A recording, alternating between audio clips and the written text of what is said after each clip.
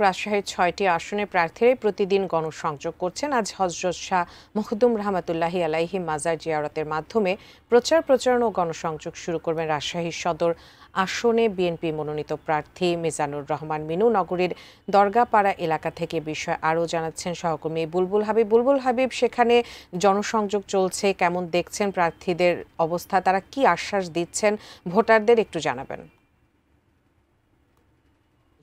আজকে প্রথম রাজশাহীর সদর আসনের যিনি ধানের শীষের প্রতীকের মনোনীত প্রার্থী মিজানুর রহমান মিনু, তিনি আজকে এই রাজশাহীর যে হজরত শাহ মখদুম রূপস রহমতুল্লাহর মাজার, তিনি জিয়ারতের মাধ্যমে আসলে সেই যে গণসংযোগ সেই গণসংযোগ শুরু করবেন। এখন আপাতত আসলে বিএনপির বিভিন্ন অঙ্গ সংগঠনের যারা নেতাকর্মী রয়েছেন তারা এই শাহ মখদুমের মাজারের সামনে এসে অবস্থান নিয়েছেন এবং তারা কিন্তু এখানে উপস্থিত হয়েছেন যে আসলে তারা তাদের যে প্রার্থী তিনি এখন এসে পৌঁছাননি, তিনি এসে পৌঁছালে তারপরে তারা এই যে মাজার জিয়ারতের কার্যক্রম করবেন। মাজার জিয়ারতের পরে আসলে প্রধানত এই প্রচারণা করবেন। যেহেতু যারা নির্বাচন পরিচালনা কমিটিতে রয়েছেন এবং বিভিন্ন নেতাকর্মীরা তারা কিন্তু বিভিন্ন ওয়ার্ড থেকে, মহানগরীর যে বিভিন্ন ওয়ার্ড রয়েছে সাংগঠনিক, সেই ওয়ার্ডগুলো থেকে এসে এখানে জড়ো হচ্ছেন।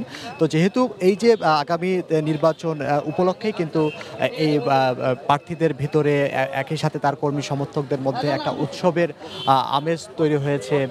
প্রতিটি দিনই আসলে রাজশাহীর যেহেতু 6টি সংসদীয় আসন আমরা দেখেছি, 6টি সংসদীয় আসনেই বড় বড় দলগুলো যারা রয়েছে তাদের প্রার্থীরা কিন্তু গণসংযোগ করছেন এবং আজকেও অন্য যে সংসদীয় আসন রয়েছেন সেখানেও আমরা দেখেছি রাজশাহীর 3 আসনে বিএনপি মনোনীত প্রার্থী অ্যাডভোকেট শফিকুল হক মিলনের আপনার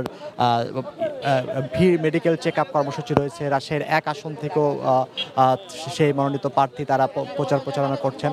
অর্থাৎ একটা উৎসবের আমেজ সেটা কিন্তু তৈরি হয়েছে প্রচারণা এই গণসংযোগকে, এই নির্বাচনকে কেন্দ্র করে। তো আমরা যারা কর্মী বাহিনী রয়েছেন, সমর্থক বাহিনী রয়েছেন, তাদের সবার ভিতরে একটা ব্যাপক আমরা উৎসাহ উদ্দীপনা দেখতে পাচ্ছি। তো যেহেতু আসলে প্রার্থী হয়তো বা আর কিছুক্ষণের মধ্যে এসে পৌঁছাবেন, পৌঁছানোর পরে তিনি এই হজরত শাহ মখদুম রূপস রহমতুল্লাহর কবর জিয়ারত করবেন। এরপরে এই রাজশাহী সদর আসনের প্রার্থী তিনি আনুষ্ঠানিকভাবে তার যে প্রচারণার কার্যক্রম সেটা শুরু করবেন।